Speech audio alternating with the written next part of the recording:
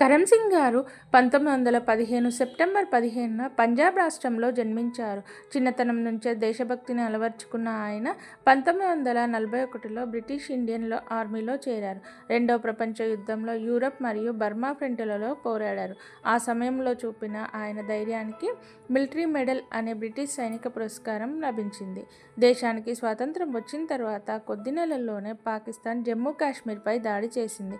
కరణ్ సింగ్ అప్పుడు 1 సిక్ రెజిమెంటల్లో నాయక్గా పనిచేస్తున్నారు. 1948 అక్టోబర్ 13న రిచ్మార్ గాలీ ప్రాంతంలో ఆయన పోస్టుపై భారీ దాడి జరిగింది.